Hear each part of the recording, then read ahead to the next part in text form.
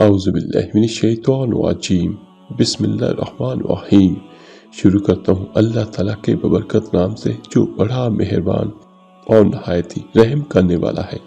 अस्सलामु अलैकुम वरहमतुल्लाहि वबरकातुहू। मेरे अजीज भाइयों बहनों और बच्चों, आज का जो वजीफ़ा है ये सूरह कौसर का वजीफ़ा है।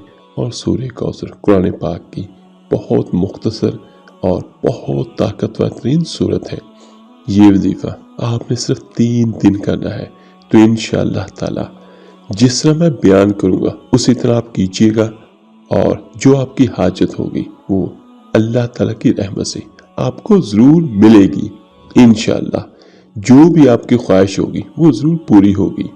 मेरे अजीज भाइयों, सूरह कौसर वो सूरत है जिसकी जितनी भी बरकतें बयान की जाए कम है। सूरह कौसर की बरकत से माल में इजाफा होता है। सूरह कौसर दुश्मनों की दुश्मनी से बचाती है। सूरह कौसर नजरे बद से बचाती है। सूरह कौसर की बरकत से दिलों में मोहब्बत पैदा होती है। सूरह कौसर से साल भर घर में बरकत रहती है। सूरह कौसर हर मकसद की कामयाबी के लिए बहुत बासर वजीफा है। सूरह कौसर की बरकत से तंग दस्तियां हमेशा के लिए खत्म हो जाती हैं और सूरह कौसर की बरकत से चोरी से हिफाजत रहती है। और सूरह कौसर की बरकत से अल्लाह ताला अपनी रहमत से हर हाजत को पूरा फरमाता है। और सूरह कौसर की बरकत से माल पाक होता है।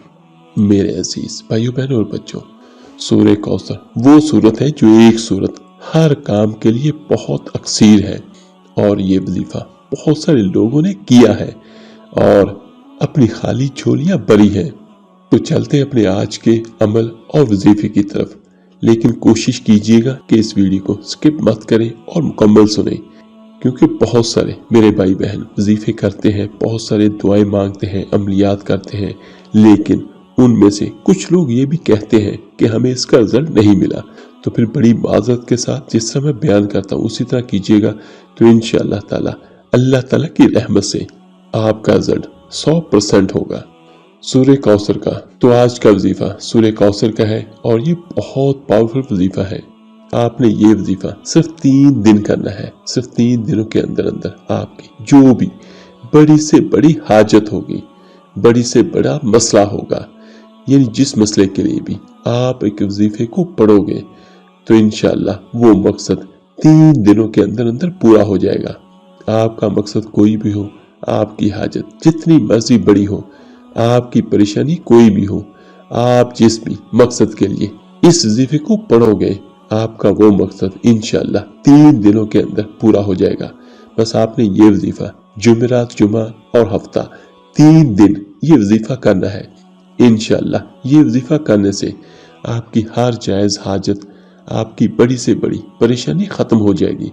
आप चाहे ये वजीफा अपनी शादी के लिए कर रहे हैं, आपकी शादी नहीं हो रही, उसके लिए कर रहे हैं, आपको इसमें भी कामयाबी मिलेगी। अगर खुदा न खास्ता कोई मेरा भाई बेरोजगार है या उसको कोई काम नहीं मिल रहा या तरक्की नहीं हो रही, तो इसके लिए भी वो मेरे भाई ये वजीफा कर सकते हैं। और अगर खुदा न खास्ता आपके दुश्मन है, उनसे छुटकारा पाने के लिए भी आप ये वजीफा कर सकते हैं। या किसी के दिल में आप अपनी मोहब्बत पैदा करना चाहते हैं तो इस अमल के लिए भी आप ये वजीफा कर सकते हैं। आपकी कोई भी हाजत हो, कोई भी मकसद हो, आप इस वजीफे के जरिए आप अपना मकसद पूरा कर सकते हैं। आपने सिर्फ 3 दिन इस वजीफे को करना है और इंशाअल्लाह 3 दिन के अंदर अंदर आपका हर मकसद पूरा हो जाएगा। इस वजीफे को शुरू करने से पहले दुरूद पाक लाजमी पढ़ें। आपने वजीफा किस तरह करना है? आपने सूरह कौसर पढ़नी है। सूरह कौसर कुरान पाक की सबसे छोटी सूरत है। ये सूरत कुरान पाक के 30वें पारे में है। आपने जुमेरात को ये वजीफा करना है और हफ्ते को ये वजीफा खत्म करना है। वजीफा 3 दिन आपने ये वजीफा करना है। जुमेरात के दिन आपने नमाज फजर के बाद अव्वल आखिर 11-11 बार दुरूद इब्राहिमी नमाज पढ़ने। उसके बाद आपने सिर्फ 129 दफा सूरह कौसर पढ़नी है। सुबह नमाज फजर पढ़कर इस वजीफे को करें और जब आपका वजीफा मुकम्मल हो जाए तो आप अल्लाह से दुआ करें और उसके बाद फिर आपने नमाज असर पढ़कर इस वजीफे को करना है। جس سے میں پہلے بیان کر چکا ہوں، اول آخر درود پاک پڑھیں اور پھر 11 بار پڑھ لیں، 21 بار پڑھ لیں، جتنا آپ آسانی سے پڑھ سکتے ہیں، اور جو کوئی سا بھی درود پاک آپ پڑھ سکتے ہیں۔ لیکن زیادہ افضل یہ ہوتا ہے کہ اگر آپ درود ابراہیمی پڑھیں، وہ درود ابراہیمی جو ہم نماز میں پڑھتے ہیں، تو اس کے بعد پھر آپ نے نماز عصر کے بعد پڑھ لیا، یہ 2 بار ہو گیا۔ اس کے بعد اسی طرح آپ نے نماز عشاء کے بعد اسی طرح سے آپ نے یہ وظیفہ 129 بار پڑھنا ہے۔ پھر ایک بار سن لیں کہ پہلے آپ نے فجر کے بعد اول آخر درود پاک کے ساتھ 129 بار سورہ کوثر پڑھی، اس کے بعد پھر آپ نے نماز عصر کے بعد 129 دفعہ سورہ کوثر پڑھی اول آخر درود پاک کے ساتھ، اور اسی طرح آپ نے نماز عشاء کے بعد 129 بار سورہ کوثر پڑھی۔ تو یہ ایک دن کا آپ کا وظیفہ مکمل ہو گیا۔ اس کے بعد اگلا دن آ گیا جمعے کا، تو جمعے کو بھی آپ نے اسی طرح سے یہ وظیفہ پڑھنا ہے۔ اس کے بعد تیسرا دن آ گیا ہفتے کا، تو ہفتے کو بھی آپ نے اسی طرح یہ وظیفہ پڑھنا ہے، اور آپ کی جو بھی حاجت ہو، کوئی بھی مقصد ہو، اس کو ذہن میں رکھ کے آپ نے یہ وظیفہ کرنا ہے۔ وظیفہ کرتے وقت پورا دھیان آپ کا وظیفے پر ہونا چاہیے، دل میں کوئی بھی شک نہیں لے کے آنا، پورا دھیان وظیفے پر رکھ کر آپ نے یہ وظیفہ کرنا ہے۔ انشاءاللہ اس وظیفے کو کرنے کے بعد آپ کے اللہ سے مانگی ہوئی ہر دعا قبول ہوگی۔ اس وظیفے کو پڑھنے کی ہر میرے بھائی، ہر میری بہن کو اجازت ہے، اور اس کو پڑھنے کی کسی سے بھی اجازت لینے کی ضرورت نہیں ہے۔ میرے عزیز بھائیوں، یہ اللہ کا کلام ہے، اللہ کا قرآن ہے، تو اس کو ہم پڑھیں اور پڑھ کر اللہ تعالیٰ سے دعا کریں، تو انشاءاللہ تعالیٰ ہماری جو بھی حاجت ہوگی وہ ضرور پوری ہوگی۔ تو اب میں آپ کو بیان کرتا ہوں کہ بہت سارے میرے بھائی بہن ایسے ہیں جو یہ کہتے ہیں کہ ہمیں کچھ وظائف کا اثر نہیں ملتا ہے، اور اس سے پہلے میں آپ کو بیان کر دوں کہ اگر میرے کسی بھائی بہن کو ڈر لگے، خوف لگے، خطرہ لگے وظائف کرنے سے پہلے یا وظائف کے درمیان، تو اس کا بہتر طریقہ یہ ہوتا ہے کہ وظیفے کو شروع کرنے سے پہلے 3 بار اول آخر درود پاک پڑھیں، اور 7 بار یا 21 بار آیت الکرسی پڑھیں، اور اس کے بعد تینوں کل پڑھ لیں 3 بار، اور اس کے بعد دونوں ہاتھوں پہ پھونک ماریں، اور وہ دونوں ہاتھ اپنے چہرے پر، اپنے پورے جسم پر، جہاں جہاں پر آپ کا ہاتھ پہنچتا ہے وہاں تک اس کو پھیر لیں، اور اس کے بعد جس کمرے میں یا جس جگہ پر آپ بیٹھے ہوں چاروں کونوں میں پھونک مار دیں، اور اس کے ساتھ ہی یہ زبان سے کہیں، اے اللہ، میں، میرا گھر، میرے گھر والے، یہ جس جگہ پر آپ بیٹھے ہو اس کا نام لے کر، یا اللہ یہ سارے تیری حفاظت میں ہیں، تو اے میرے اللہ ہم سب کو ہر بری چیز کے شر سے محفوظ رکھنا، آمین ثم آمین۔ تو بہت سارے میرے بھائی بہن وظیفے کو شروع کرنے سے پہلے حصار کرتے نہیں، اور بہت سارے یہ ہیں جو اگر حصار کرتے ہیں تو وہ صرف یہ کہتے ہیں کہ دائرہ لگانے کو حصار کہتے ہیں۔ دائرہ لگانا بھی حصار ہوتا ہے، لیکن سب سے آسان اور بہترین حصار یہی ہے جو میں نے آپ کو بیان کیا ہے۔ اور اگر پھر بھی کسی میرے بھائی کو سمجھ نہ آئی ہو تو نیچے ڈسکرپشن میں مجھ سے پوچھ سکتا ہے، اور نیچے اسی ویڈیو کے نیچے میں آپ کو اس کا لنک بھی ڈسکرپشن میں سینڈ کر دیتا ہوں، تو وہاں سے دیکھ لیجئے گا حصار کرنے کا صحیح طریقہ۔ اور دوسری بات، جب بھی کوئی میرا بھائی، کوئی میری بہن وظیفہ کرے تو صاف ستھرے کپڑے ہوں، کپڑوں پر ناپاکی نہ ہو، جس جگہ پہ، جس کمرے میں یا جہاں بھی آپ نے وظیفہ کرنا ہے، عملیات کرنے ہیں، تو وہ جگہ پاک ہو۔ بہت سارے میرے بھائی بہن یہ بھی خیال ہی نہیں رکھتے کہ ہمارے کپڑے پاک ہیں، یہ جگہ پاک ہے یا ناپاک ہے۔ تو جس طرح آپ نماز کے لیے تیار ہوتے ہیں بالکل صاف ستھرے، اسی طرح اپنے وظائف کے لیے اور عملیات کے لیے بھی تیار ہونا پڑتا ہے، اور خوشبو کا استعمال کریں۔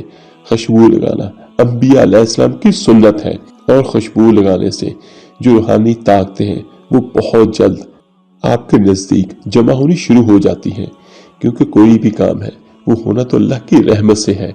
ہماری دعائیں، ہمارے عملیات، ہمارے وظائف سب ایک بہانہ ہے اللہ کی رحمت کو کھینچنے کا، اللہ کی رحمت کو حاصل کرنے کا، اللہ تعالیٰ سے اپنی حاجات کو پورا کرنے کا، یہ بہانے ہیں۔ لیکن ہونا تو یہ چاہیے اگر بہانہ ہو تو وہ بھی صحیح ہو۔ اور اس کے بعد جو سب سے بہترین وقت ہوتا ہے وہ یہ ہوتا ہے کہ جس وقت آپ نے پہلے دن وظیفہ شروع کیا، دوسرے وقت بھی سیم وہی ہو، تیسرے وقت بھی۔ اگر آج آپ نے نماز فجر کے بعد یہ وظیفہ کیا تو کوشش کریں 2-4 منٹ کا، آگے پیچھے ہو گیا کچھ نہیں، لیکن یہ نہ ہو کہ گھنٹوں کے حساب سے وقت کا فرق ہو۔ اور پھر نماز عصر کے بعد یا نماز عشاء کے بعد، جس طرح عشاء کا ٹائم سب سے زیادہ ہوتا ہے کہ پوری رات پڑی ہوتی ہے، تو آپ جب مرضی عشاء کی نماز اکیلے پڑھ سکتے ہیں۔